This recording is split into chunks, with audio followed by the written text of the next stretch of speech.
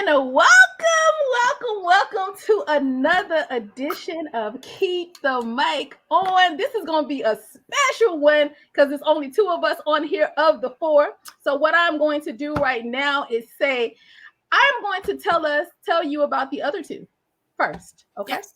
Awesome. So, Danielle, the girl genius, they don't call her the girl genius for nothing. Her segment is called Let's Talk About the ... Usually, mostly, all the time books. Mostly all the time books. Right? And then Simply Sherry, there's nothing simple about her. Her segment is called From Behind the Microphone, right? But yeah, so she talks to, poets and artists, different type of artists, because, poets and artists are people too. So that's the segment. So I will tell you what my segment is. But first, since tonight is my segment night, I'm going to introduce you to the beautiful, the awesome, the amazing Miss Kyan.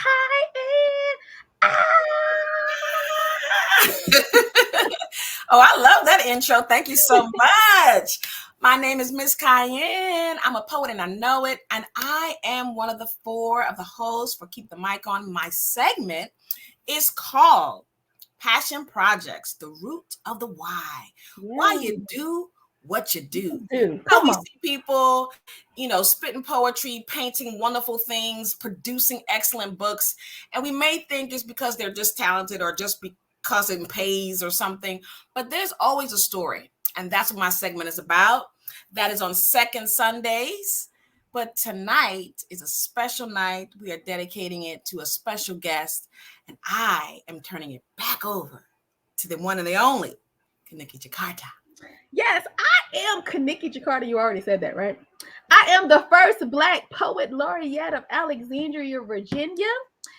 And my segment is called Poets and Platforms, where I interview poets who have platforms for different types of arts, right? So sometimes we think about like poets, they may have, platforms that's for other poets. But some of our people, like our guests tonight, have different types of platforms. But before I say that, let me first say that every guest that comes on, they volunteer their time for free. And we, of course, give you this show for free.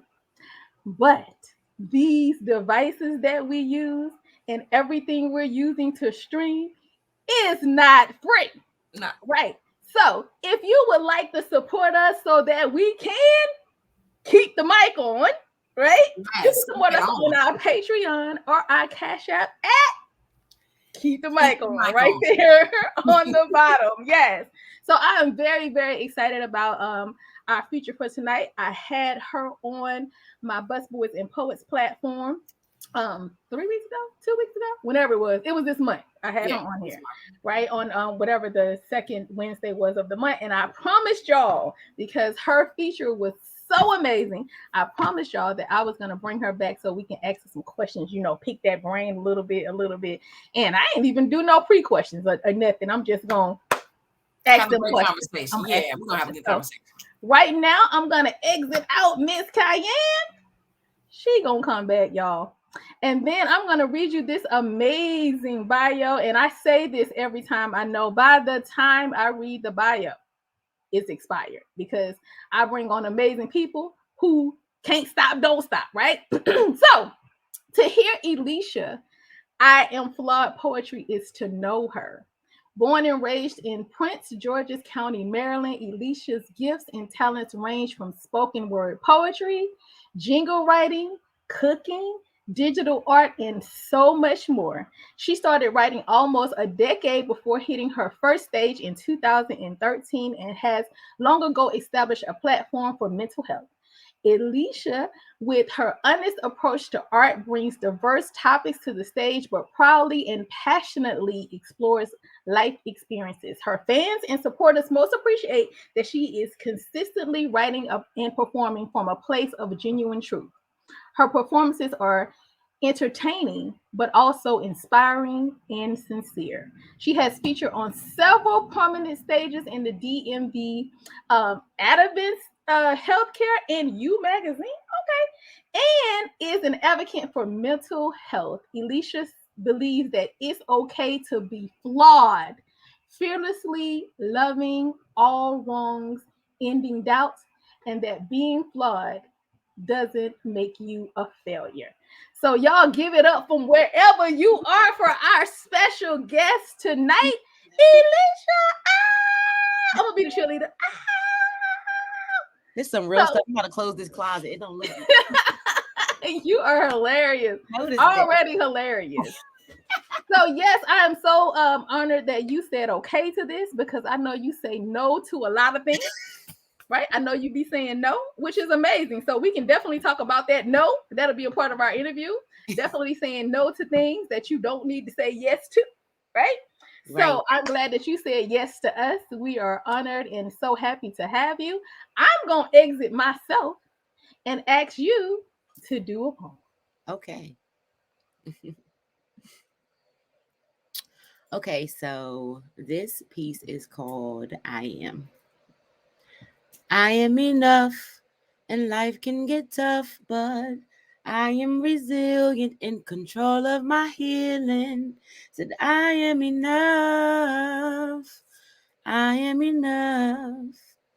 I am a mix of chaos and peace, a perfect blend of sophistication and street. I am noise and silence, coal and diamond, so cool, show up in rooms. I be temperature and climate.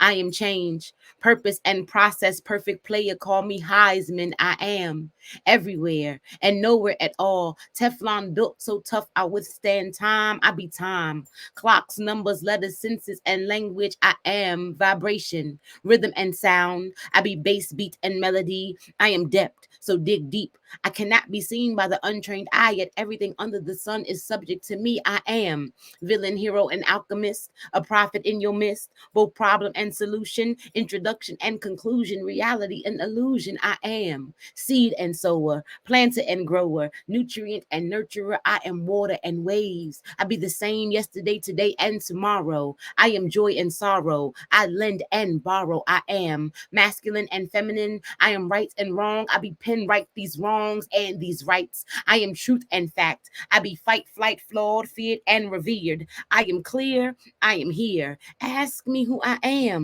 I am the question and the answer. Go on, ask me who I am.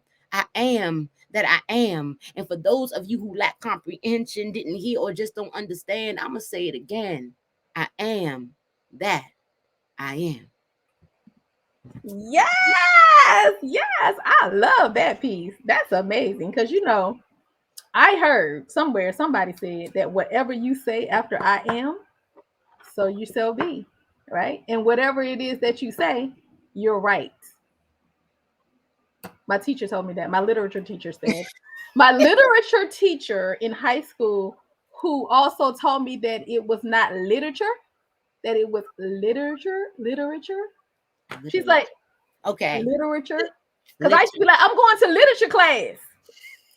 I mean, I'm from Alabama. I thought it was literature. You got, she's like, it is not literature, little girl. Where she at? Tell her you the first poet laureate. Right. I'm about to tell her. Yes. She used to write like stuff on our papers about like give us extra points on how we spoke badly, right? When I was growing up, my mom used to always tell me, you speak bad, like all that slang and the words, I'd be like, where you at? I might still say where you at right now though. Where you at? She'd be like, behind the preposition. Like that's where I am, where I'm at. You know how you be like, it's cold up in here. My teacher used to put, it's cold in here, it's cold up in here. Which one of these sentences is right?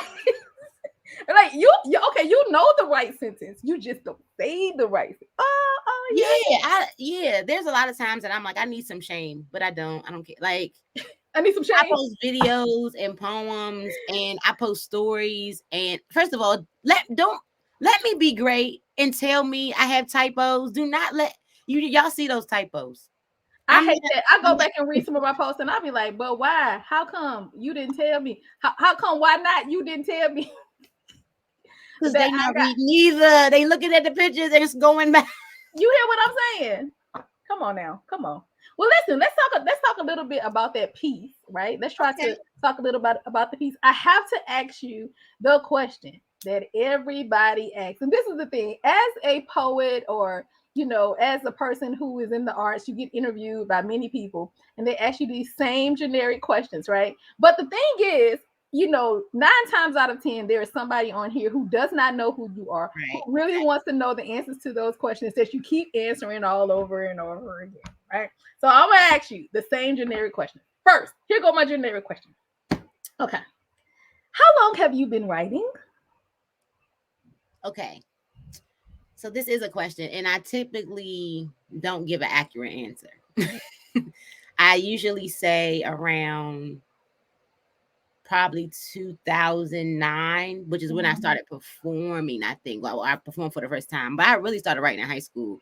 Actually, so weird that Neville Adams was my English teacher who works, well, I don't know if he still works there, but I went to Parkdale High School, and apparently they had a poetry club. Pages was a part of, like, there was a known poetry club, and I didn't know about it because I was in the choir.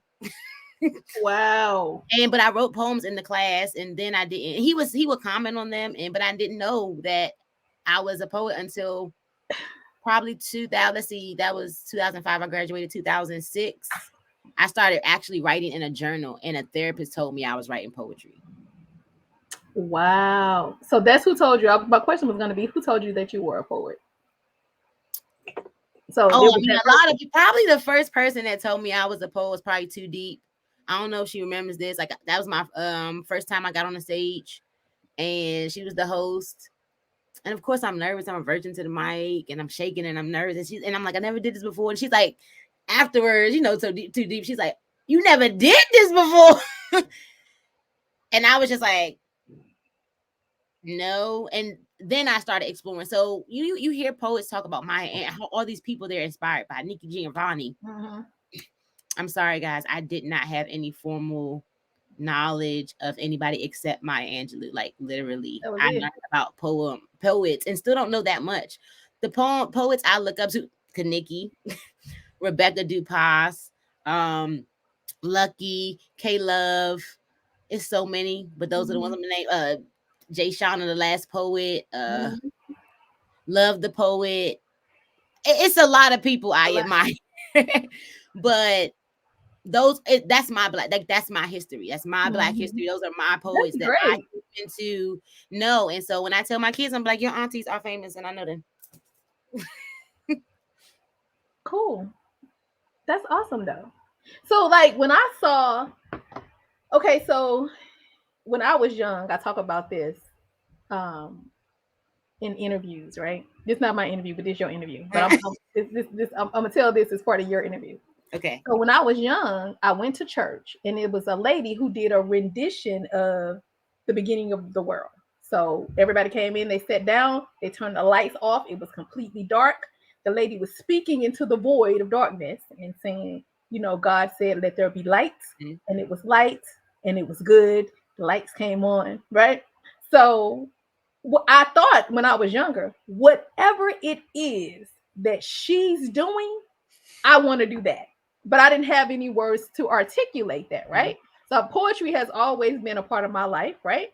So when I saw Love Jones, how cliche, I was like, where do they do that? So it's people that stand up and do poems with djembe drums and this thing. Where do they do that? I want to do that. So for you, what is your performance? Because let's be clear, being a writer and being a performance poet is two different things, right? So as a performance poet, can I call you that? Do you use? Yes, you can. Yes, okay. Exactly. So because I don't use spoken word artist, some people introduce me as that. I'll take it. Just like some people say African American, I say black. I'll take it. However you identify, that's fine. Okay, so for you as a performance poet, at what point, what did you see or do? What's your I want to do that story? Okay, so there's a couple, because you said something about childhood. So the moment I know that I wanted to be a poet, like a poet, that I knew was Rebecca Dupas's My Apologies, and today's her birthday. Shout out to happy birthday, Rebecca. But that was it. My Apologies, it spilled it out. Everything I thought I couldn't do with the head wraps and and the tree. Like Mm-hmm. that was the poem. That's the first time I saw her too at Bus Boys. Wow. But people I don't tell this story often, but now you get to know me a little bit. So I was a minister in training, but I grew up in the church, like Okay. in the church. They used to call me Mouth Almighty. So I always had a mouth. They told me my mouth would get me in trouble. It has a little bit, but it's also got me in a lot of good trouble. So I was doing that and ministering training and speaking in front of crowds. And as a little girl, they would put me in plays. I played little Lola from Lana in one play. Wow. Yeah, so it was one of those things that I always had a mouth on me. In high school, I did a speech contest. I didn't win, but I did come in the top 10, Nice. which Nice. was great for me being a teenager because I didn't feel like I could express myself. So the fact that somebody took my writing and saw something in it to say you should do this or you should consider, entering, and I did, nervous and everything. And so that's my story. Those are my two reasons I have a mouth and I'm going to use it. That's my purpose. One of them. But My Apologies by Rebecca Dupas was that the moment I knew I wanted to get on stage, I wanted to do that. What's a minister in training for those of us that don't know? So minister in training is basically they preparing you to get your paperwork. So you guys sit in front of a board of elders and they ask you questions about the Bible and the world and all these things. And I never got the paper. I didn't feel like I needed it. My first sermon was on Galatians, which is justification through faith. And I definitely never got the paper. A lot of my friends are paperwork worthy. They marry and bury. And I just didn't because it wasn't necessary. But I had the Bible in my heart. So if you ever come at me or just read them, I don't ever spew it. People know I talk about God. But yeah, I preach sermons. I led worship. Yeah, all that. I understand. I got some of that. And no minister in training for me though. Nice. I took Bible study class 3 years probably. Took it 3 times because I wouldn't get the paper. And then why? Okay, so let's unpack that. So why? Why did you have a calling to be a minister? Did someone say that you should? What? Why? Since the beginning of the time, but I don't use this word. Y'all getting a lot out of me tonight. So my name is Elisha. By spelling and pronunciation is Elisha. If you read the Bible or just history, 2 Kings, he was I want to say predecessor, is that the correct word? Of Elijah. Basically, he had the men who passed on when Elijah got caught up, And I was supposed to be a boy. They was going to name me Edward. Oh, I'm glad you went a boy, because Edward. And apparently my birth mother a woman came to her in a dream and wrote my name out. And it ended up being my maternal grandmother's middle name. And it means the first definition I ever saw, because I would go to the back of the Bible as a little kid, because I loved in Revelation. No, like in the where the definition. The definition is okay. Tell me. I looked up my name and it said God is salvation, and accompanied with the fact that people was like, "Oh, you're so powerful, you a prophet." Literally, growing up, people would tell me this, and I didn't know what no prophet was. I learned pretty quickly as I got older what that meant and how to even, what does that mean? How do you even accept that gift? How do you say it out your mouth? What does that mean to the rest of the world? How do you function in that? And that was the story. And so Jehovah is salvation. God is salvation. It literally is my life. Wow. So do you feel like poetry is your prophecy now? No. Don't? Poetry definitely was my lifesaver. Like, if I didn't, I had a mouth, but I didn't know how to use it in a way to protect myself or to get to know myself or to, communicate with other people. And poetry was that thing where it didn't judge me. I could just write. I could just write it down. I didn't even know it was poetry. That's how powerful words are. You don't even know. I didn't know what I was doing at the time, but I was doing it.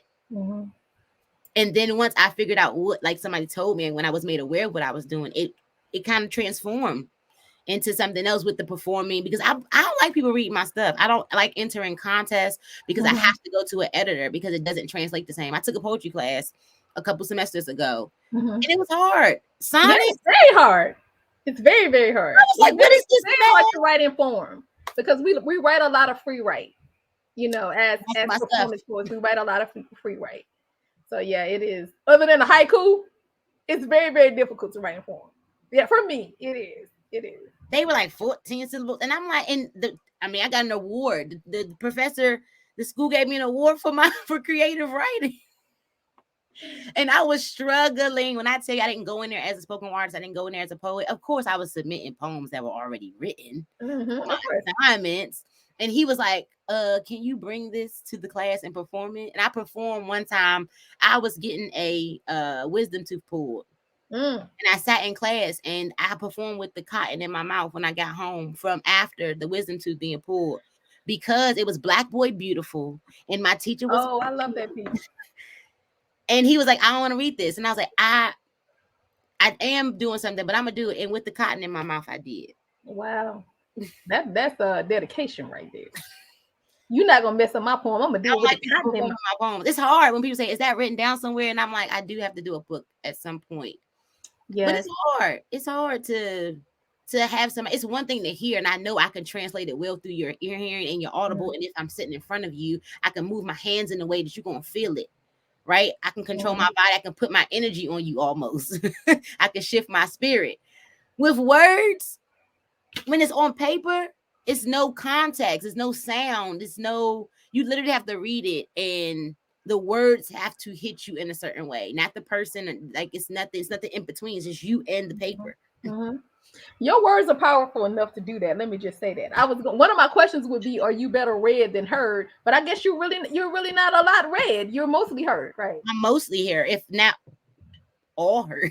It's not all heard. But even when I judge poetry contests, I just did a contest for Alexandria City Public Schools. All of the poems, when I read the poems, I read them all aloud, like I was doing the judging. But I always, anytime I'm judging a poem and I have a paper, I always read it aloud. Always, you know what I'm saying? Because I need to hear. Yeah, I need to hear it. I need to hear like what they were saying. And then sometimes I think when you write certain stuff, like you don't really like when you say certain words. Some people miss the line, but if they read it, you like, oh, yeah. So I think you should don't deny us the opportunity. Oh, y'all not getting denied. I'm a person that I'm not putting out just in anything.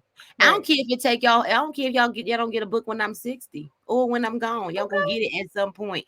I don't rush things. Everything happens in alignment and intentionally. And I've tried rushing. I've tried planning. I know what I want to do. I know what guys told me to do. Y'all gonna get it when y'all get it. But it's really the way I function. I don't get normal visions. And so it's not like I can go to somebody and say, can you tell me how to do this? Because what I want to do has not been done. And that is a hard place to be. There's no blueprint. Mindful. Yeah, I have to be mindful of who I speak to about my dreams, who I ask for help. Like it's who I pay for help. Right. Looking at these companies, it's like, how do I know you have integrity, or how do I know that I'm gonna get what I want, or I care about those things. They matter to me. Understood. What has poetry given you? Freedom, breath, life, love, pain, heartache, trauma, right, and drama. Like drama. It's giving me peace. It's nothing like, I don't work at this. I wish I told y'all that I've tried to sit down and write every day. I tried. Poems literally come to me. They write themselves. I just have to be obedient enough to catch it. Because sometimes I don't ever lose anything. They mostly come back. Because I'm in the kitchen, I'm in the shower, just spitting, like just talking. And I spit some things, I'm like, where's my phone? But I know my phone got water damage. Or I'm in the shower beating on the tiles, like Wow. Beats come to me, but I was like that as a child too. I can hear an escalator, a dryer. One of my favorite sounds was and is the signal on a car. Yeah, yeah. And they're all different. It's not the same. It is not like sound is everywhere. And I usually it got like That's dope. I'm about to write a workshop on that. Girl, you have to give it. You have to come to the workshop because I'm about to do a workshop on sound. it That's is. I literally I've nice. recorded a broken escalator before, and like I'm doing this new thing where I'm trying to attempt to rap. But you already do it. You're already in cadence. Is that it's them counts? There's 16 beat or whatever for and then my words are, but I'm learning how to slow it down and make it because it doesn't have to sound like a regular rapper. It just has to be me. It just okay. What has poets given you?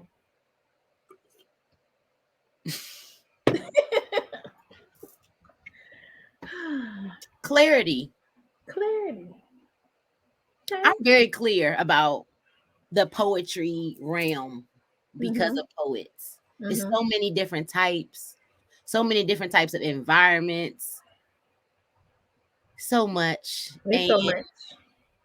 It's cloudy when you first jump in because it's so many people in your ear. And I found out about opportunists. I found out about people who, if they can't see a benefit from you, then the friendship ceases, like the poetry friends concept. Wow. Most of my friends, and I have friends who I known for a long time, but most of them I've have met through poetry, and they not my poetry friends. Right. They're friends who happen to do that. We share craft, like that is it. But when I stopped doing poems, when I was like, I'm retired, and when I went away for 2 years, I done gone away a lot. I might go away again. I don't know. Y'all might see me, y'all might not. But every time they were my friends. When I moved, when I didn't move, when they were my friends, middle of the night phone calls. If I don't ever come to none of their shows, none of their events, they still my friends. They my friends. Like they know me. Like I meet people's families, they meet my family. Like, you meet my dog. Like, yes. If I feed you, we family. Please know that. Okay. Well, apparently we family then, because we family. And we're gonna get into that. But I wanted to ask you the question because you said about like you when you was like, I'll have no shame. I don't know if you said that before or during the interview. I don't know. She was like, I need some shame. I don't know. But anyway, so I know I follow you on social media. Speaking of which, yes. So I follow you on social media, and I know you post a lot of things. I'm watching you. I'll be like, can you do a little jog for me? You outside walking, I'm still in the bed. Can you do a little bit? So, do you think that the internet contributes to the well-being of poetry? Absolutely. How so? The well-being, because I don't think anything is negative in its entirety. And so there are aspects of the internet that is phenomenal for the poetry world and realm. It is, I mean, the fact that my feature of the day 500 people, we're not 500 people in the Bus Boys. Like unless I'm doing like a big venue. So, and people not flying in weekly to see me. Unfortunately. And so to reach people outside that I can't physically touch or I can't see, like that's amazing to me. Which is why I started a poetry page. It's because I need to keep my life separate a little bit. And I still post poetry stuff on my regular page. But I wanted to open it up because my other page is private and I deleted a whole bunch of people. If I deleted you, it's nothing personal. I just had to filter it because just like the wellness to poetry, it contributes to the wellness of mental health and yourself. And so the things I was seeing about people I like, I mess with you. I'm cordial with you. But if something come across that's triggering, you gotta go. It's nothing wrong with you. The content in which you post it, I can't handle. And it's just all the time. Yep. And this is all the time. And so for poetry, I'm not following a lot of erotic poetry. I have pieces and stuff, but it's just not something that's in my scope. I use social media as a healing tool. I have to. because I got puppies, babies, food. So for poetry, I think it's amazing. I love how the Woman of the World Poetry Slam is happening in Baltimore, and they having a virtual And slam. they have the virtual sound, yeah. I wish I was brave enough to fill that the spot that opened up, because I saw it, and it's one of my bucket list items. You should have did it. Have you done any slam poetry? So like a competition. I did. Yeah. I think Simply Sherry's. You did her erotic. No, it wasn't erotic. Her Bus Boys one? It was at Bus Boys. The Bus Boys, the Pajama Jammy Jam. Nope, not that one. It wasn't that one? She had the round. Oh no, this was 11th hour. Oh, it was 11th hour. Okay, that's different. Lady Breon, Kenneth, this girl from Howard Slam Team. Like it was some heavy hitters. That's serious. I technically came in fourth, which was a huge accomplishment for me. But it's the timing. Oh yeah. I feel like slam poetry has this sad thing, and I have some. You can change that. Oh no, yeah, that's what I'm proud. But no, so a lot of my poems, my poems are deep. I can slam my poems. Yeah, however, that and while I'm in school, I sometimes sneak into the slams that the school hosts. I have won so many. Because it's not the slam world that I know. It's not the same. It's not the same. Right. That's why I do a friendly game of slam, so you get some practice, and you're not trying to be on a team, and you get little coins, and you just put our money together. You know what I'm saying? So I will be calling you when I do a friendly game of slam, probably July again. I will be calling you and be like, "Listen, you better be in it, or sacrificial, or you would do something. You got to do something." It's crazy because I actually want to coach, and I had an opportunity to coach one time. I wish I could. I don't know. Can you say stuff? This is a fact. So somebody dope suggested that I slam coach for the DC slam team, youth slam team for Brave New Voices. And because of how life happened, I end up in the hospital. Oh. Yeah, supposed to go to Vegas and everything, and it didn't happen. And I was like, so I was upset because mostly I think that was unprofessional for me because I had to be like, I am in the hospital. And I didn't want. I was unprofessional and you in the hospital. That don't make no. That let me tell you. I know, but it was kind of like I felt at the time. I don't know. I just feel like people probably notice about me. I cancel on people. I will roll out if something don't feel right to me and I give you my yes. I had to learn that sometimes I got to go back and say no. Mm-hmm. I try not to get. That's why I don't give. Okay. Now we could talk about that then. Yeah. I don't even know how to ask the question. I mean, now I say things like I'll try. I would love to. We'll see. I'll try my very best. I don't be like yes, because sometimes life happens, and sometimes that most of the time, if I say yes to something, I usually make it. But I just be like, well, I'm gonna really try really, really hard. If I don't make it, know that I'm very proud of you for doing that thing. That opportunity. I mean, it's gonna circle. Everything in my life has circled back around, and so even if it's not specifically that, I'm gonna be coaching somebody's babies somewhere because these babies. Well, you put it out in the universe now. Everything that I have, I said. Once you put I cried it, or I prayed it, and it's tangible, and that was at first it was scary. I used to cry almost every day. Wow. And not like sad tears, like, oh my gosh, I'm living in my prayer. I'm touching my prayer. Come on, God. Like it's overwhelming sometimes. So it is. I know I talk about how, girl, somebody made me mad at work. And I went home and I packed up all my stuff at work. And I was like, I don't know where I said, and listen, at the time too, I also came home and I found out what is it? MS-13. What's the game? MS-13? I ain't trying to call upon y'all or nothing, but it was spray painted on our sidewalk by our apartment. And I came home with some boxes and I told my husband, we're moving. And he said, where are we going? I said, I don't know, but the Lord gonna move me. He gonna move me from this job. And he gonna move. I was like, he gonna move me. The Lord gonna move me. And let me tell you, that job came so fast. I had already packed up my stuff, right? And I couldn't. It was just so. It was. I mean, the day that I applied for the job, my coworker sent me a job to apply for. I applied for it, and they called me right then. I was like, now let me tell you, I had been saying I wanted to lead a job, but I had made no. This is what we talking about. We're gonna school y'all on something right now, right? You asking for things, but you're not ready for those things, right? You want God to bless you with the things, but first you got to appreciate what you already got, right? Because how the Lord gonna bless you with you? Need listen. You talking about you want a brand new car? You don't need to take care. You put no oil in the car that you got right now. Okay, let's talk about that. All right. So you say you want these blessings, but you have not done anything to prepare for the blessing, right? I told God I'm gonna pack up this stuff, right? I'm gonna apply for 5 jobs every day for 5 days a week. The Lord gonna give me a job, right? And once I was fed up and I packed up my stuff and said I'm ready to go, okay, Lord. That day, they called me. The next day, I went in and got the job.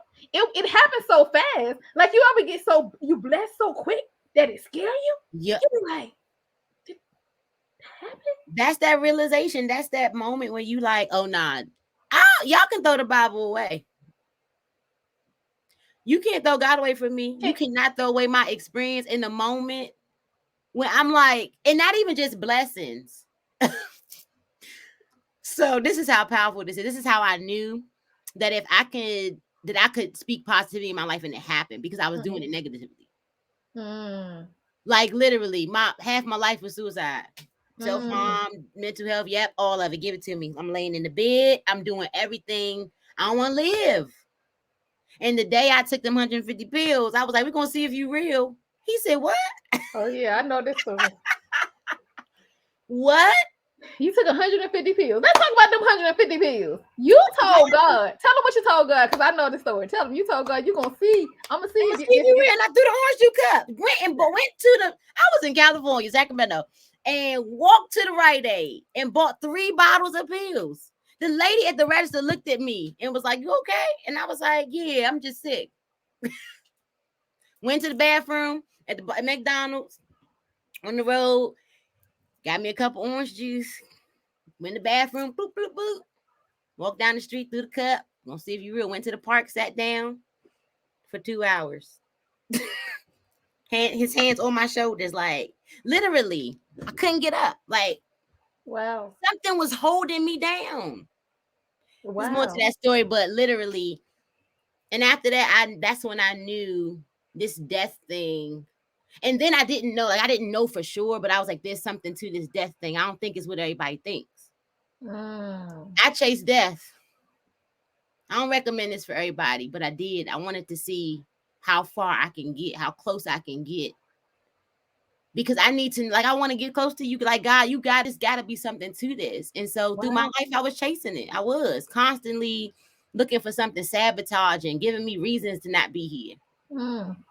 And every time he sat me down in different forms, I've spent the longest I've been in the hospital 30 days.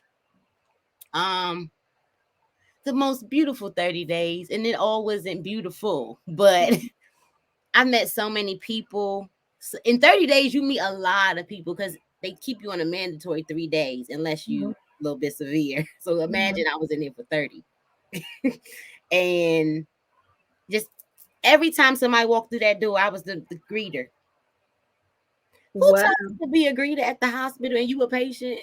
Who told them that they could let me do workshops in the hospital as a patient? Wow. There are these moments where I see God. I'm just like, it's no other reason. Yes, coincidence and all those things, but things have aligned for me in a way that was very specific, even with my running. Running was my moment with God. I ran my first half marathon. I ran outside because I woke up depressed, and I was like, I'm gonna run till it go away. 1 mile later. Wow. And so that's how I started running. And then I got my purpose while I was running. He told me my purpose. Yep. And I was running in the rain. I stopped mid-run and bust out crying outside because he was like, you were born to go the distance. This is what I created you for. In every element. I love running in the rain. I love running in the cold. And it seems like in the most like challenging weather moments, I'm running. The other day I was running in the snow. I seen you outside running in the rain on the video though. I was like, yeah, she outside. It's raining and running. Yeah. It's that moment where I get to, and I realize it's because of the trees. I run through myself, the cycles, literally. Like I'm running, and I'm running in creation. My lungs are expanding and how you say it? Compressing, whatever. My lungs are breathing. It's doing this thing while I'm working. My lungs breathing. And the trees are helping me pump oxygen into those lungs.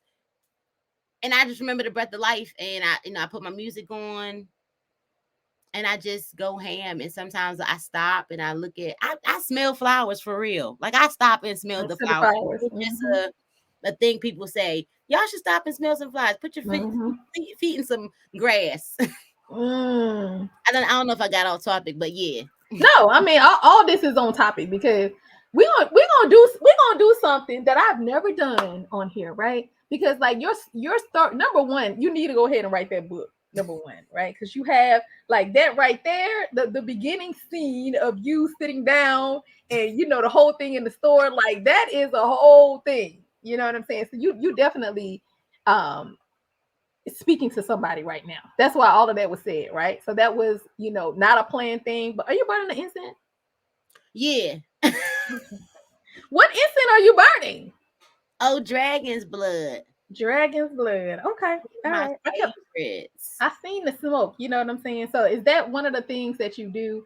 Let's talk about what you can do. We favorite subjects. we talked about like this is not what I was about to do, by the way. We were talking about like your writing, right? But what is your writing like a spiritual practice too? Yeah, mostly everything though. Like yeah, first of all, everything I do to the excellence of God. Like no matter what I'm doing, I try to do my best, even if it's something that's not good for me. I'm going to do it. The best. And yeah. See, that's why I don't drink alcohol, because I'd be a good alcoholic. Yeah, I mean, I drink, but I don't mess with alcohol heavily. I mess with some other things, but yeah.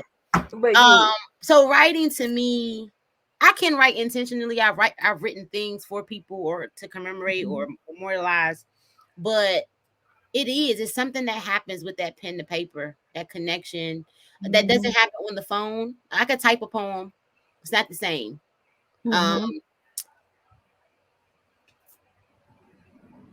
Yeah, it's no in-depth thing. It's just when you in. It's like I don't know if you've seen the movie Soul for Disney, but that zone. Because it's different. People can hear me practice, and then when I hit a stage, it's completely different. It's completely different, yeah. It's same thing. I actually told somebody this other day because they said, well, "What does it feel like when you're performing?" Because they said that I switched over to somebody else, and I was like, "Oh, like when I preach." But many people don't know that about me, right? Unless you was in doing it, like right there with me.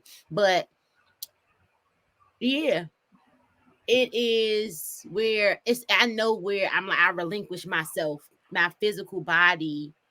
I could put Elisha to the side. That ego is over here, and God steps in. My spirit and I function in that place. Yeah, I saw that when you was all having the whole story. Yeah, I saw that. Yeah, we was talking about the whole story. So when this is what I don't like, right? When people say stuff like when people say mental health, right? A lot of people, when people say mental health, they think about mental health as being something bad, like something's wrong with you if you need mental health like help, right? This is the thing. It's basically just health, right? So it's your whole body, everything in your body needs to be, healthy. So why not your mind? This is your mental space, right?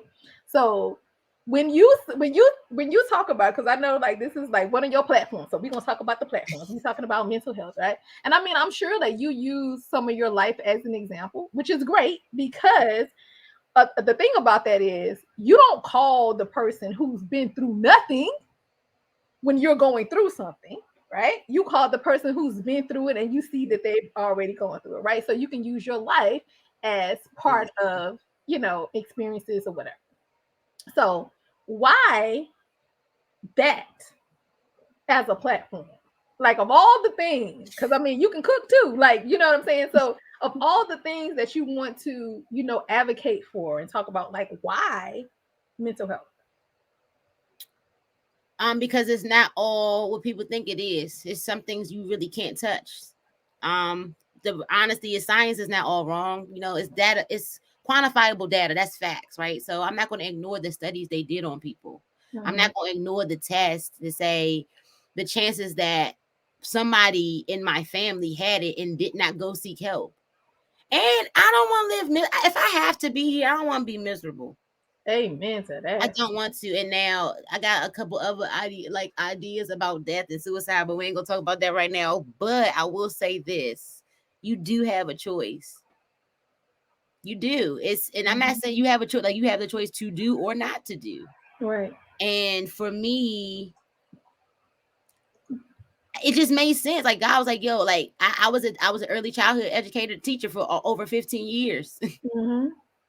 and this was my whole life. I was self-harming since I was 11. And I could say that I was having suicide thoughts at 6. People don't even know I was going in the closet, putting bags over my head or putting rubber bands around my wrists. Because Lifetime was the thing in the Black house on Sundays, apparently. It was. In my house. And so being exposed to things like that. So because I did early childhood, I know we can catch this thing. I know epigenetics is real. The genes do remember. And I'm willing to trace it back. Mm-hmm. I'm willing to be like, I can figure this out. I can figure out how I can enhance my mental wellness. I run because running actually helps you with asthma. And I had asthma when I was little. I ain't had an inhaler in probably more than 5 years. That's amazing. I need to get out there and run. You got to learn how to breathe for real. And that is it for me. Like that's my platform. It made sense. I want to be a social worker. I want to be a social worker to the artists. All right, I'm putting that out there. Put that be to the artist. You need to, because you're a poet too. So then maybe they'll listen to you. Like maybe you can social work with them, because like they're not trying to go to no therapy. You know what I'm saying? I keep trying to tell them that poetry is therapeutic. It is not therapy. That is not the same thing, ma'am. Sir, you Can need we focus on that for a minute? No, look, for real. For real. I know a lot of poets who say that is their therapy, and they don't. And I'm just like, it's not. You are not just a poet. I'm not just a poet. I'm not. I'm Elisha. Like, first, I'm Elisha, period. Mm-hmm. Right? Period. Poetry is something I do. It's something that saved me. I'm a patient of poetry. So I don't really have no stake or no claim on that anyway. That's one. Number two, go talk to somebody that actually went to school, because your poetry cannot help you process in some moments, because it's intentional. You're doing it for a reason, right? I need to get this out. And yes, you get it out your body, but then what? It doesn't go away. It doesn't help you with grieving. Like it helps with grieving. Like, yes, let me be very clear. These things help. It's like medication. You think you're only gonna pop a pill and you're gonna be fixed? So you think you're gonna only write a poem and it's gonna just... It's not. No. You're gonna be writing a lot of poems, and when them words don't come, or that writer's block, then what? Then when what? the poems are not being written, like, then what you doing? Or what happens when COVID happens and you can't do no shows? Before virtual open mics happen, where was your mental health then? When you couldn't be around people, when them claps wasn't coming, when you... Come on now, guys. Come on, you're a human being with a brain. If you're going to get your eyes checked, if you're going to get your feet checked, if you're going to get your teeth checked, if anything on your body, inside your body, your brain is in your head. And let me tell you something. At any point in life, you become disabled. Mine happened at 30-something, where on paper, they diagnosed me with a couple things. On paper, on my medical record, government got involved. That's cool. I'm an American citizen. Take care of me. However... They're going to do the bare minimum, because law isn't love. Come on. You go into them open mics don't mean they love you. They love your art. And that is the thing. I'm not nothing. My art, my gift is it. I'm dope because the gift is dope. And the gift came from God. So he the dopest. Right. So I do what I do because I don't have. This is the platform that I have to. It's my life. Like what? Mm-hmm. Oh, let me show you something. Got this in the hospital from the director. Mm-hmm. It's called a Japanese Ikigai. And so basically, you have what you love, what you're good at, what the world needs, what you can be paid for, your vocation, profession, mission, Nice. passion. Right? This paper right here. Can you send that to me? Send Yeah. it. Can I, You can see Google that? it. It's Ikigai, a Japanese concept meaning a reason for being. Okay. And I found my Ikigai. And that's when I knew culturally that I was literally set up, because I said last night on the interview I had, there are colors my eyes haven't seen because America does not have a word for it. There are foods I haven't tasted because I'm not in that region. And so is it real if we don't experience it? Or does it becomes real for us? It becomes our truth. It becomes our fact when we experience it. That's why a lot of people don't have empathy. Right. Right. Well, how can you have it? It's putting yourself, because a lot of people don't know them, so they don't want to admit. And that's the thing. I'm an admitter. I'm not, the things I believe aren't fantasy for me. And because I'm living a life, I'm a stay-at-home dog mom / student / personal chef / you can have a whole lot, poet, child care provider, curriculum special, whatever, jingle writer. I'm a lot of things. And so I was in child care and I switched over to being a nanny, and then I went full-time poet route, and then mental health. And I realized my life is my job. This is not for everybody. You know them people who say God told them to sell all their belongings and move to Africa? That's their story. I don't work a 9 to 5. I tried to go get jobs after I said I wasn't working no more. And God every time was like, yeah, you gonna trust me or not? He do take care of me, y'all. I'm not about to sit here and have guilt and shame about my paycheck and how it comes. I work for the Lord. He my HR, he my maintenance, he my IT specialist. with it. I got co-workers too. I call my friends and be like, get on this call with me and tell me how to. I do. And I call them my co-workers. I call my friends my co-workers. Yes. Oh, I got a meeting co-worker. I'm gonna call you right back. They hold me accountable. Did you send an email? Did you work on your website today? Did you do this? Did you do that? I take days off. This is my job. Like living is my job. Like literally, that's how I found that out. Because I looked at my life, and mental health is my life, and so everything I do is centered around that, and a couple other things. Literally through poetry, it all came full circle, and I'm just relishing in that. And life is not easy at all. It's not. Actually, my life is pretty perfect. I don't look at perfect as like unblemished. Like my life perfect for me. Let's talk about perfect, because I know you have, It's Okay to Be Flawed. Now you have I Am Flawed Poetry. So why choose Flawed? I'm the flawed chef also on my Instagram. I'm the flawed chef. Right.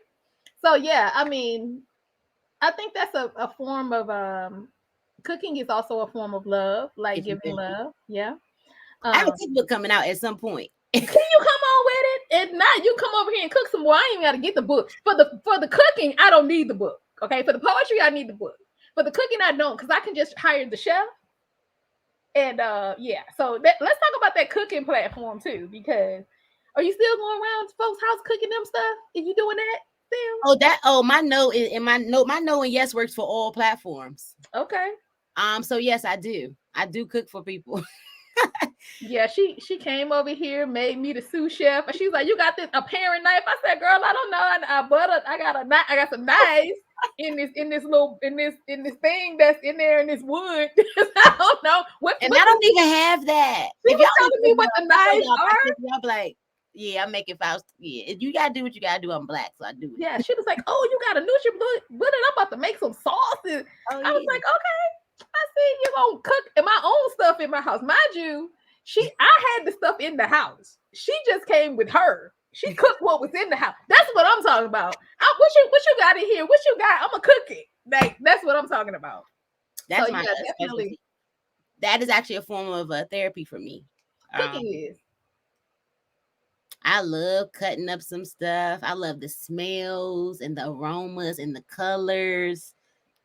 I love watching cooking shows, and I'm talking about I go to YouTube. You know, everybody's like, "Can you teach me how to play?" Go on YouTube and learn how to play. I can play.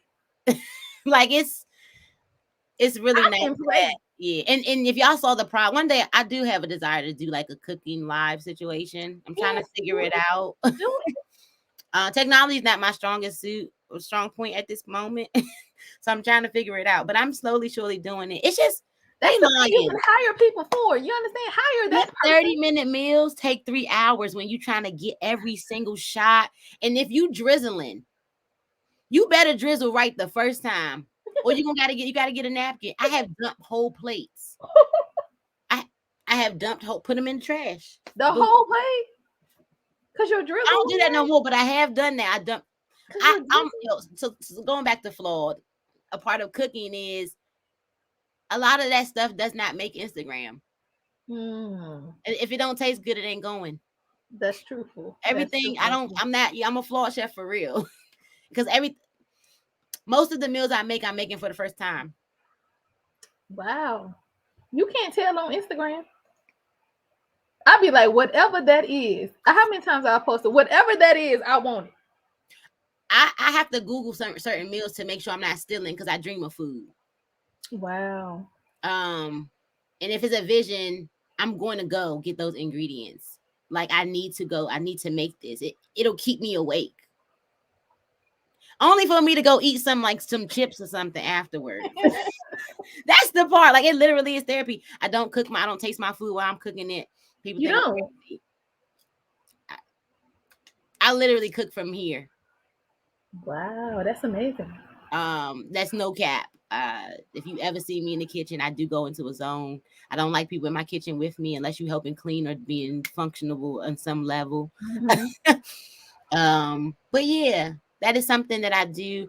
Here's another thing, KaNikki. The reason I have so many platforms in this manner is because that thing about working for God is real. So I have a problem putting prices, like actual prices for people.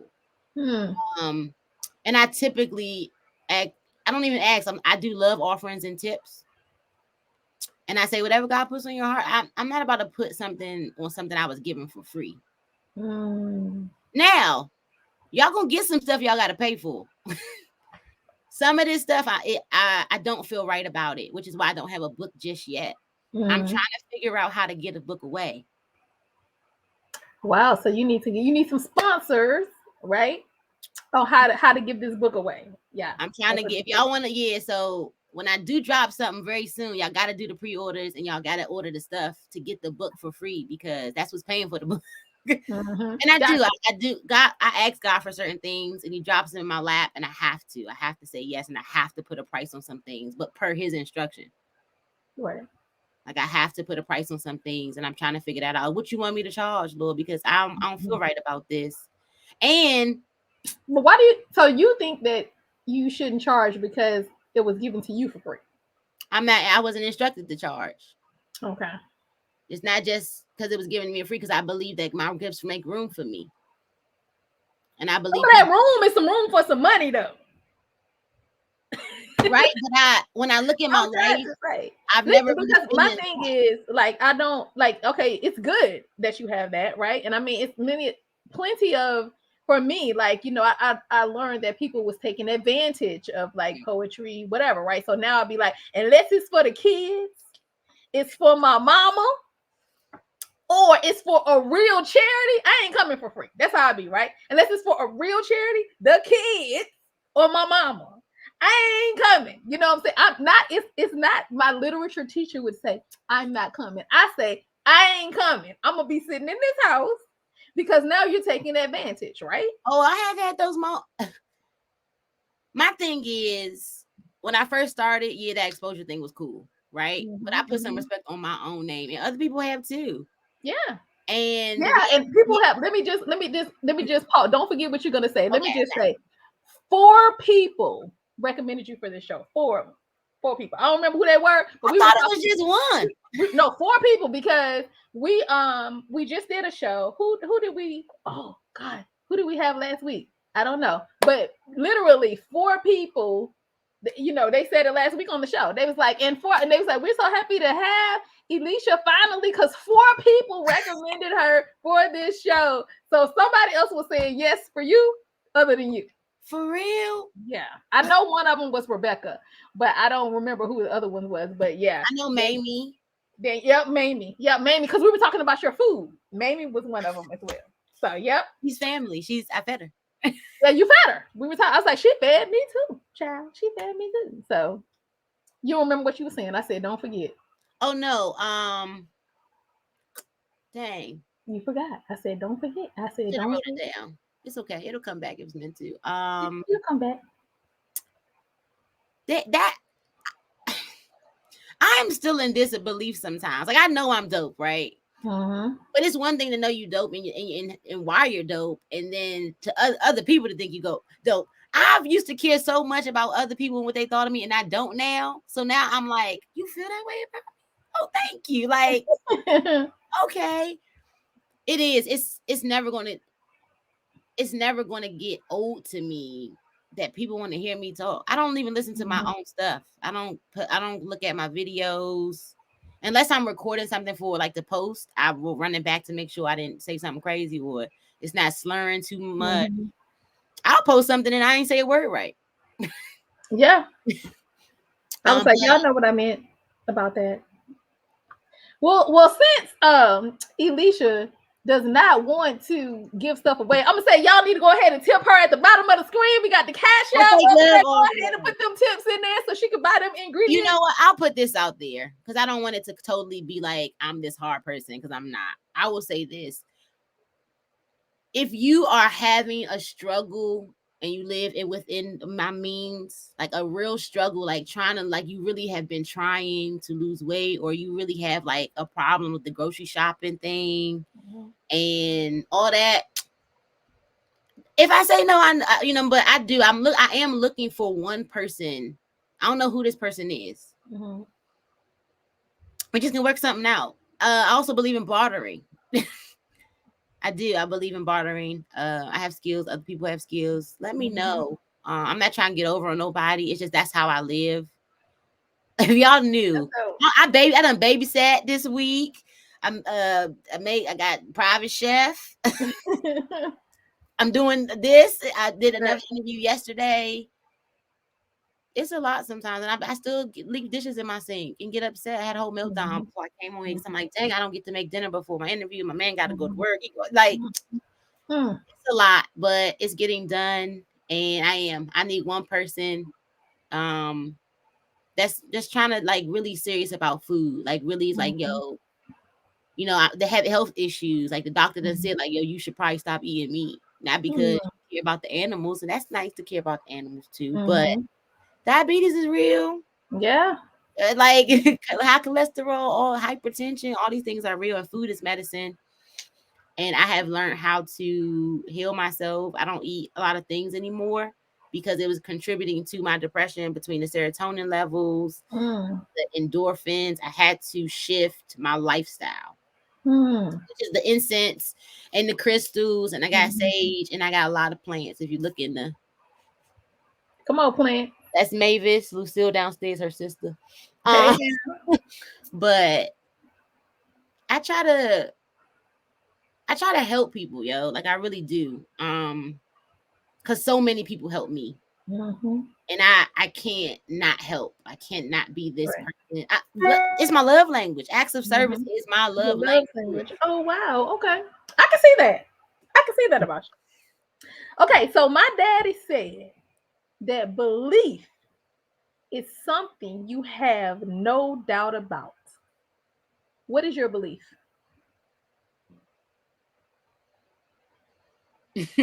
So many beliefs. Well, I mean, I believe everything is right. Everything is wrong. I believe everything and nothing at all. Okay. All right, then. Come on, poet. Come on, poet. Okay. My mama is the person who I call when something happens. She is the first person that I want to call and be like, girl, child, honey, this happened. Who is the person you call first? It depends on what it is. It depends on what it is. Normally the first person I do call, it's like 3 of them, 4. I don't got listen, my man, okay. If he's in front of me, he's normally the first one I tell. If he's not, these are the 4 people, and this is not in any particular order. Rebecca, Anna, Lucky, probably Cookie, and your man. and my man. It's more people than that, but those are starting. Shavon, yeah, I got people. It depends on what it is, literally. I love that you got people. I love that I have people. Yes. I didn't think I had people before. You always had me. Oh, thank you. You always had me. Okay.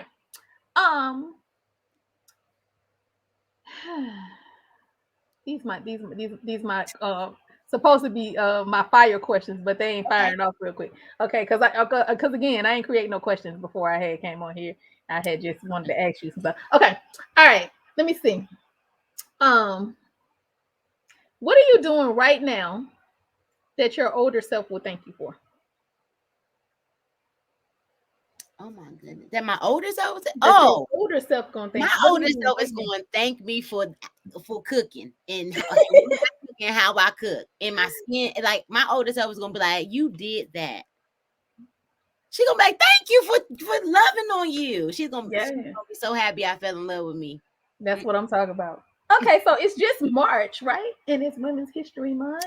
So it's only been, like 90 days. I don't know why I think it's Black Women's History Month. I know all women matter, but yes, Black women are perfect. That's what I'm talking about. I like that shirt too. What have you done this year that you're most proud of?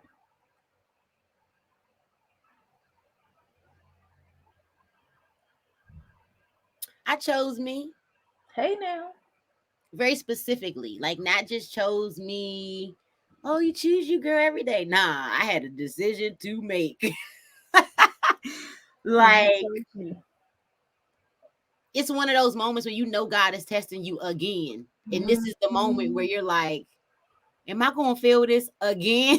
And I had to sit back and I was like, well, what you gonna do?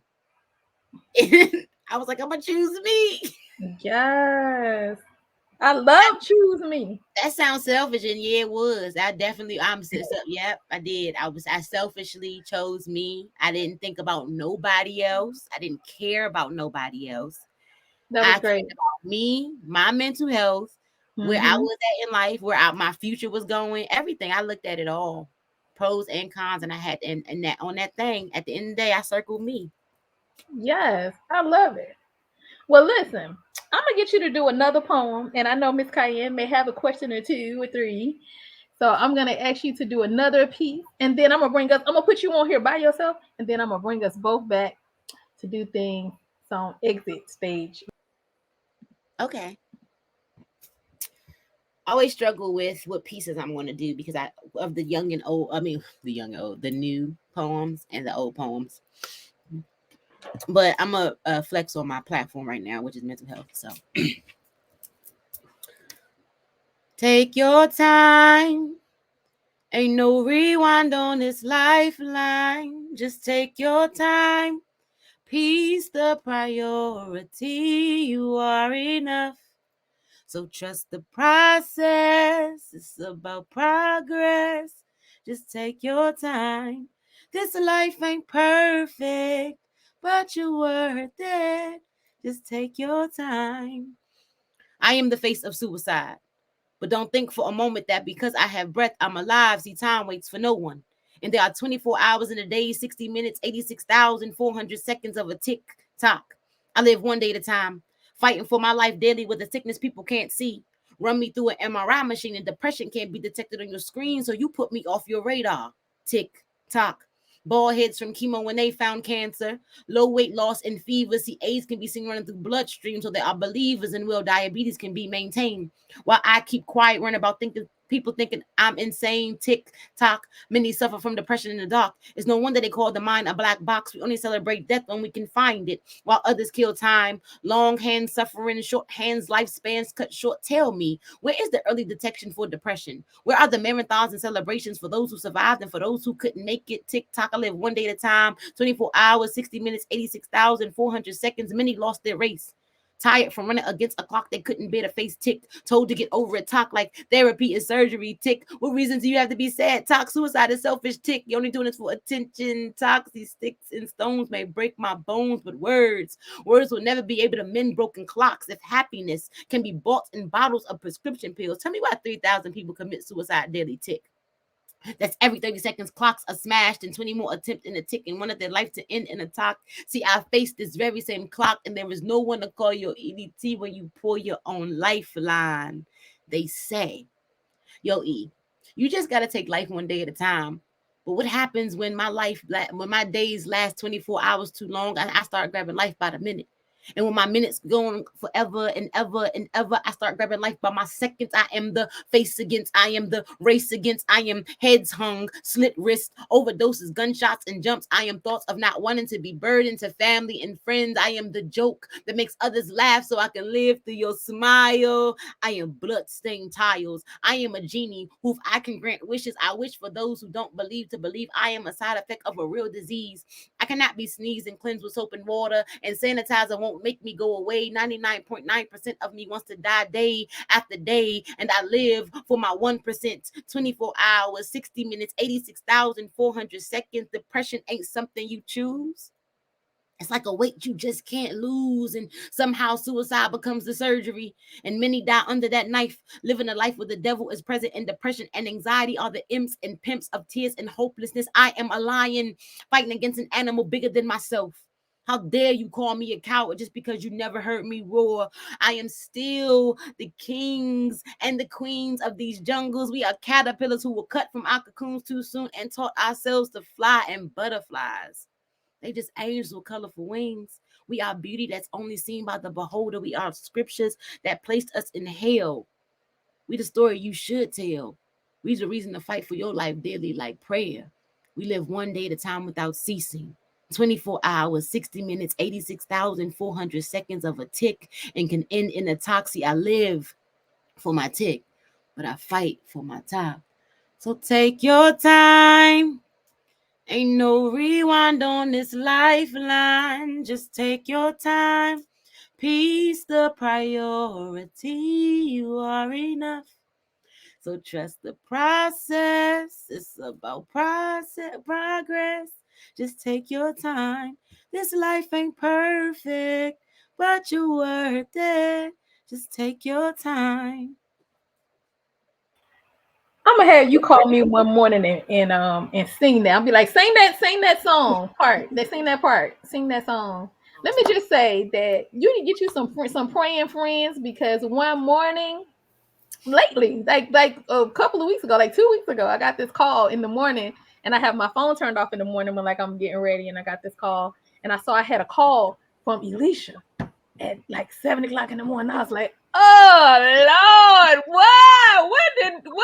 I was like, Lord, what did happen? Why is she calling me? I don't think it was even 7 o'clock yet. It was like 6 something. I was out running, and God was like, call KaNikki and pray. I was like, oh. Right. And listen, it was so crazy. I called you back. I was like, girl, I said hello. I was like, good morning. It's good morning. I don't know. She was like, I just called to pray for you. You get you some praying friends that call you out of the blue, that obey God when God say give you a call, right? And it was a praise prayer, right? We weren't even asking God for nothing. We just thank God for it all. Come on, prayer. You get you some praying friends. That's what I'm saying. You get you some praying friends. I might share this one. I don't know. We'll see. If you drop some money in her cash app, I'll think about it. That's what I'm saying. So welcome, Miss KaNikki. Thank you. Hey, it was a wonderful, wonderful exchange. I just appreciate. I've always appreciated this about you, though. Your vulnerability and transparency, which is also pain, right? Your story of pain. So I don't think lightly of that. But your transparency, your vulnerability has always been a force of power to meet, like just to listen from a distance, even from a distance, to listen and watch. And it's funny, you definitely need some praying friends, because this young lady, now we cool, but I have prayed a many a day just as being led for her. Like, okay, Lord, I mean, we don't even know something like that, but people was praying for me. I knew it. you know what I'm saying? So, but thank you for you. God hears you, okay? But let me say that has always been a force of power and a witness and a testimony. And even when you may have felt like, what is the point of all of whatever I'm doing, even the good things, just know and I know you know this, but I'm saying it for all that's listening, that someone's always watching, listening, and reading your life, because our lives are living epistles, right? So you are that. You are a book that's being read constantly, and as a result of it being read, because you unapologetically share that part of you, someone else is being liberated, someone else is finding peace, someone else is choosing life. Wow. Which leads me to my question. It's a little deep on the side. And so you said something, and I wish I wrote the exact phrase down, but you were talking about choice. We all have choice. And it reminded me of a scripture talks about, I'm paraphrasing, I put before you, the option of life and death. I would that you choose life, but you ultimately have choice. Mm-hmm. So my question, because you've talked about choice and constantly you seem to have, you're at the crossroad of choice. What do you pull from to choose life? Because when you're in that space, and whatever that space may be, I've been in spaces where it's just such a gloomy space and I don't even feel like I have the strength to choose life. So what do you pull from? Because you consistently choose life. Whether it's a 2-year sabbatical, you're choosing life. So what are you pulling from to choose life? Tell the audience how they can do that. So you can't have one without the other. You can't have death without life. It's not. Everybody's born. That's how we get here. The people, not the animals. Oh, sidebar. I don't like people compare us to animals. I'm not an animal, and so I pull facts. When I cannot touch the spirituality of it, doesn't make sense to me. I have one thing that I do know: I'm flesh and bone, right? And I walk this earth, and that is reason. That's what I pull from. I don't need nobody else. I don't need to say nothing else. I don't need none of my gifts. Me standing here, sitting, talking, speaking, even if I'm laying in the bed, I'm here, I'm breathing. As long as my lungs are working, as long as my heart is beating, I'm good. Yeah. Right? The brain, you can be brain dead and still live, because the brain kind of petty. I'm just going to shut down and then nothing's going to function. Right? But the heart is like intense, y'all. It's like, I'm just going to be done. Right? Which is why you can't always follow your heart. They gotta work, because the brain sends the signals and pumps the blood, and the heart pumps the blood, but it's all working together. Yeah. And you cannot have one without the other, just like life and death. I told KaNikki earlier, I did choose death. I chose death. I didn't pull from nothing that day I took them pills. I didn't. And I had to deal with the results from choosing death too. Here's the thing. You can choose whatever you want. I don't think that if you want to choose death, right? I say this, and a lot of people will argue me down. You have every right, because that's your body, that's your life. God aside, right? Because He gave you free will, right? You can choose death. Now, I chose death, and He's like, choose it again. You'll be walking around with half a face. Play with me if you want to. That's when He steps in. Sometimes it ain't you. You don't pull from nothing. Sometimes God will pull you up. Like, come on. Like, you can't, you don't. Here's the thing. You are two different. You're a flesh person. You walk in, you got skin and blood, right? But there's another side to you, because I don't even believe in death. That's another thing I threw away. Right. I found out that it wasn't really real, because I believe in ancestors and angels and prayers and all these things. So what is this death thing? No, my body is going to leave this earth one day, but I will still be, because I was here. If your lungs stop working, let the lungs stop working. You can't control that, but you can control some things. You can. Mm-hmm. I didn't used to think I can't control my body's chemistry and what it's going to do, right? I control my behaviors though. I kirked out before this. I had a whole episode, and he's like, are you okay? And I'm like, I need to scream. I need to scream. I scream. I scream out loud. I don't care who hear me. If I need to scream, because it's better than me holding it in. Tears release toxins, but people don't want to cry. Boom. Y'all, it's okay if you don't believe in the Bible. We can just quote it like it's, weeping endure for a night, but joy come in the morning. What y'all think that mean? If your science says that tears release stress and toxins out your body, and weeping endure for a night and joy come in the morning.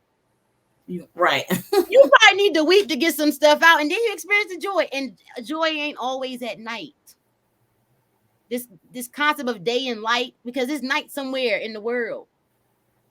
Somebody's experiencing night in their body. It ain't got to be. I've experienced night when it's light outside. Right. And so that's what It might be a week long. I'm here. I'm breathing, walking. I don't care if I'm sad, if I'm crying, if I'm depressed, if I'm suicidal. I'm here. I pull from the facts, quantifiable data. You can see me on this computer. Right. Yeah, that's awesome. That's awesome. I'm gonna say if anybody got any questions in the chat, you post them in the chat, and she gonna answer them in the chat. If you got some questions, you post them in the chat. Yeah. Oof. I was saying that the night be a week long, a month long. Like you think it's gonna night be night. But when that morning come, it can hit you out. I mean, I just had morning maybe a couple years, probably 3 years ago. I really experienced like not morning, but more like whoa, like the sun. Like I saw. Y'all ever seen a plant grow? I have. To see that thing, I have. That's quantified. I can see that. Mm-hmm. I can see that thing blossom, and I have plants, so literally you can see it sprout. But I sometimes just sit there and watch, and I have watched myself grow just like my plants. Yeah. And sometimes I got a gnat problem. Apparently, it's fungus gnats in my fern. Yeah, they work. And I have also had a fungus in my body called depression and anxiety and bipolar and all these things. And so I pull from everything that's around me. And I just hope that when I leave this place, my body goes wherever it goes gonna go, because I'm probably going to get put in a salt and pepper shaker or something. That people just remember I was here. Like if I never made an impact, like dang, that girl was here. I know somebody gonna remember me. I don't concern myself with tomorrow. It's gonna come because I didn't experience all my blessings and all my stuff I asked for, unless he about to do it in the next couple hours. I think that might be arrogant because I can't guarantee that, but I know what he guaranteed me. Right. I don't know what you was asking me, but yeah. I hope that. Yeah. Child, Elisha be preaching. She be preaching. I know, right? She be preaching. You talk about me. Let me tell y'all, Miss Cayenne sent me a love offering in Cash App one day from a post that I made on Facebook. I was preaching to her on a post, and she sent me a $10 love offering. I said, "What is this for?" Like, girl, because this is a collection plate, not a pastor plate. That's what I'm saying. You never know, like, who you're touching, right? So just keep doing it. Sometimes the people that you're touching, like, of course, I know them, so they'll say to me. But a lot of people that you touch, you don't even know. Never. But you are. But if you feel compelled to make that post, make that video, say them words, you better do it. Cause that be God. I've been posting crazy, like me myself dancing, singing all my notes all crazy. I'm like, this is because I have posted when I was suicidal. I have posted when I was sad. I done posted it, and now I'm gonna post this joy, and y'all gonna keep it. Y'all gonna take that. And y'all don't gotta believe my life is. I'm a stay-at-home dog mom. Proud of it. I'm a student, and I do all these things. But no, I do not go to work, and the Lord take care of me, and He take care of me through other people, and I'm not going to. Stop. I used to feel bad. Don't help me. I don't know how I wouldn't ask for help. Now I'm like, yep, it's 10 to Cash App because I am. I'll say this because it's gonna make me. I'm dropping this clothing line. I've been working on it for a brick. Um, that's one of the things y'all can pay. Okay, I am an artist. I do draw. I'm a digital artist. My iPad, I got my little stylus. But I've created some images that God has given to me, and I want to put them on clothes because one of my favorite brands is God is Dope.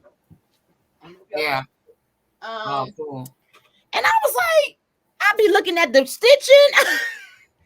I'm like, I want people to wear my stuff. Like, and not everybody not gonna want to wear or everything I got. Everybody not deal with mental health, but I want to make things for people to wear it proudly. Like, I'm gonna put some stuff where y'all can wear it proudly. If you bipolar, I got something for you. You got mental with all that, all this. I write down sayings in my poems. They going on somebody's t-shirt. I make tea, like authentic tea. I'm about to, I got other projects that I really can't talk about because of non-disclosures and things. But I'm not doing nothing. I do work. We were just saying that teacher gonna get you are you. working. I'm not doing nothing. See, my literature teacher gonna get you. I'm not doing nothing. I'm not the double negative. I'm not doing nothing. I'm just doing me in the work that I'm required because I do. The law, I'm gonna say this. I don't know how true this. I don't know, but I don't know what my place in law is. But I've been getting this thing on my heart that I'm like, one of the things I talked about was like protecting my art, protecting other people's art, becoming a social worker for artists because I met a lot of artists in the hospital. And it's different when you're dealing with artists, i.e. Nina Simone or like a Kanye. You cannot, that is not the same. They cannot be in regular hospitals. We need a hospital for artists. Right. That's the kind of stuff I'm talking about. Like, you can't throw everybody in the same. Everybody's not the same. In childcare, you learn that children develop. It's a general, but each child has their own personality, own rate of development, right? And so because of that, we're the same way as artists. And I want to protect the artist in whatever way I can because I wasn't protected always. I didn't know how to protect myself. Don't nobody know about no copyrights and no daggone the rules and all these things. But you do things out of the goodness of your heart, or and you just say, yeah, because this, of course, you get opportunities, but then it's like, dang. So I just want to protect the artists. I want to protect their minds, their craft. And they got old people and babies get protection and foster people and all these people. Animals got PETA. Where is the artists, social workers? Where's the hospital? We looking at her. Oh yeah. But I'm saying, yeah. So that is the project. Don't steal my idea because this is recorded and I could use this in law. That's right. As copyrights. This is copyrighted right now. You know what I'm saying? It's March the 27th and at 8:28 p.m. and I am a witness to this thing right now. I need dissertation and everything. I need to do this school thing. And it's really hard because I'm like, I gotta take semesters off because of my life, how my life is going. And not in a bad way, but I told myself, I said, I don't care if I'm 80 years old, I walk across that stage. They might as well give me an honorary degree, doctorate, because I'm at this point. I have had so many opportunities with no degree and no nothing. And I'm just like, this is absolutely insane to me. And then I'm like, this is real. And so I don't play by rules. I follow, my body has to subject to the law. So I can't go kill people and stuff like that. Like I can't do things by law. But other things, I don't gotta abide by no rules. Right. You do. I learned a lot. I knew that you, of course, spoken word. I knew about the cooking. I knew that you did childcare. I knew a lot, but there were some other things you mentioned. I was like, I didn't know you did that. So, and I always feel like creativity begets more creativity. Like the more you submit yourself to it, the more you may discover that you can do. What is there any area of outlet or creative expression that you haven't delved into yet that you have a desire to try? Farming. Really? Yo, I did a 10-page paper on recycling and it changed my life. And I started like everything, man, like the food, how the USDA regulates bottled water, animals. I was taken aback by the information that I found per my research. Wow. And I'm like, oh, I want to farm. it was cut and dry, like just like that. And I started recycling, getting more plants. I started a compost. I took the liner out of my trash can and started putting soil and food in it. Yep. And it got holes in it, and I got a net over it. It's not even like a real compost, but I do. My friend bought me this hydraulic herb planter thing. I haven't even set it up, but I do. I have a desire to have a green thumb, and I kill a lot of plants, and I'm working on it because a lot of them are living still. But I do fruits, vegetables. I want chickens eventually because I eat eggs. Okay. Yeah, I love animals. I have a dog and a bird. My other bird died. Rest in peace to Missy Latifah Morrison. The But bird had a whole name. Whole full she name. taught me. Oh, all my plant, every. My plants got names too. One name though. One. You got one name. The bird had a whole first name, middle name, birth certificate. Oh, my dog is Nas Coleone Morrison. These animals and plants got names. Like we name our plants after ancestors too, or some of our friends. Because we want to live with them and we take care of them through that way. Yeah. Nice. So like I one plant is Aaron Noah Hendricks, which is the combination of 3 of my friends' kids. Wow. So yeah, I really want to be a produce farmer. Like I really do. Like y'all not gonna see me after a while. So y'all I'm gonna give some of y'all some yeses because I'm working to get a farm and grow some vegetables. And you know what? And then they're gonna play. This is gonna be part of your Hollywood story, and they're gonna play this part of the interview back. You know what I'm saying? So that you know, I remember you did this video. I saw it on YouTube, and this, yeah, it's gonna be part. Is it crazy? I don't want to be famous. But you're already famous. Right. I know, but not in the like. I told God, I was like, now listen, I'm gonna do these things. What you said? Right? What you say to him? What you say to him? Now I told him like, nah, me and him cool. Listen, now we cool, because he gonna tell me, well, let me tell you something. We can talk like that, right? Right, exactly. Like, let me tell you something. I don't want to do this whole fame thing. Like, I'll do your platform and stuff. So he's like, all right, I got you. And so if my name does get out there, you're probably going to see less of me. Like I'm gonna see you when I want to see you. Because, of course, yeah. So because you know I done changed my number a few times, and I might change. I know. You remember I sent you that whole text stream, and I said, "Oh, no wonder you ain't get none of these texts." I sent her a screenshot, like all these texts I was texting you. So she sent me a text. I was like, "Who is this your number?" Like, y'all, let me tell y'all, we are over time. Because we've been in here talking, and I gotta still ask you the last question. So let me just first say. First, let me ask you this. How can people support you financially or otherwise? And then I'll ask you the last question. Okay. So financially, you can always hit my Cash App. Also, if you do the Cash App, all right, I'm gonna put this out there because it's gonna put some fire. And Asha Purple Rain told me this. If you email me, right? I think my email is itsokaytobeflawed at gmail.com. ITSOKTOBE FLAWED. And I'll take pre-orders for the stuff. If that's what you feel. If you feel led, only if you feel led, because then I'm gonna have to give y'all stuff. I'm gonna have to give the people the stuff if I get the money. But it is literally about finding a supplier and all these details and things. So yeah, that support my friends. If I post something, or if my friends have books, or if my friends have any products or anything, support my friends because my friends support me. Y'all want to know how like things happen? Like, nah, my friends hold me down. I'm not about to. Y'all need no names and stuff, but nah, they are the payroll people. There it is. Without like we have our system and they take care of me, I take care. We a village and we hold each other down. And when you support my tribe, you are supporting me. So go back. I got friends who are authors. They make jewelry. They do hair. They bake cakes. Come on. They do events. I don't think I've ever heard anybody say to support me, support my friends. That's dope. That is. I'm her friend too, just so y'all know. Let me tell you something. People done cashed at me on random days. Like people done like help me. Awesome. Somebody, our car got messed up, and like it was a big thing. We had to figure out Subaru situation, but somebody gave us a car to use. Wow. See, that's what I'm talking about. But favor. Gave, not gas. But then they came back because we was like, the oil light came on. What you want us to do? She was like, I'm gonna come get it and go get the service. I'm gonna bring it back to y'all. Come on, God. That's not, y'all have no idea. Y'all, I'm saying, I don't work. I don't do this whole thing because people give me, I've driven like very nice cars. Support my people, yo. Like, if I posted them and they got business, support my people, yo. That's how I'm thriving right now. My tribe.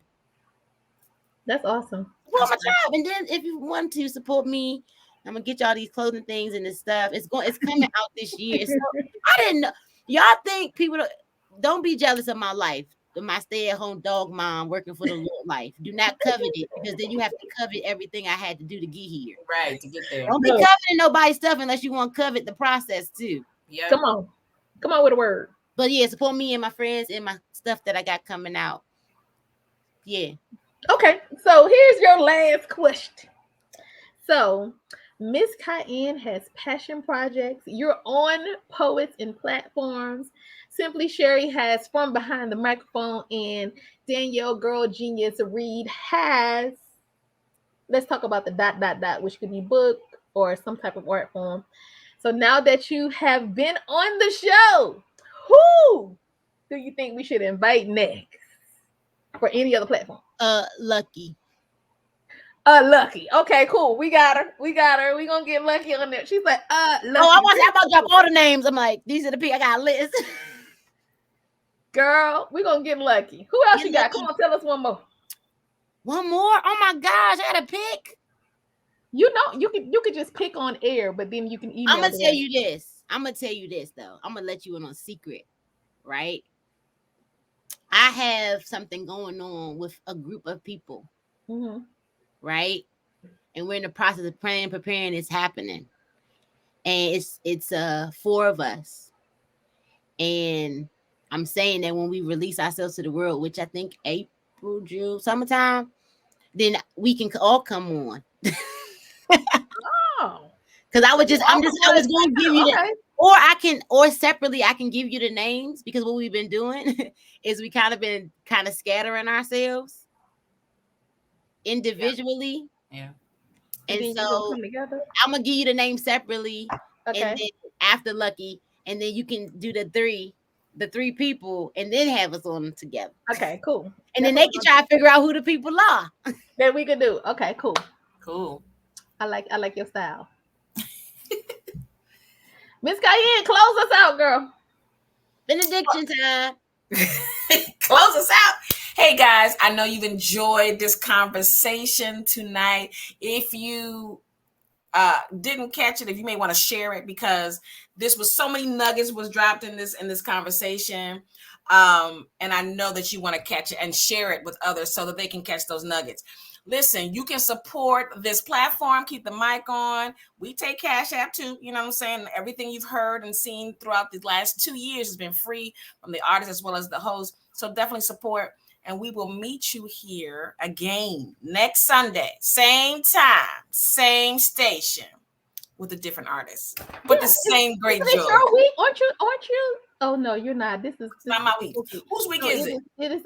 It's Danielle the Girl Genius, and I don't know who she has, so we'll have to see.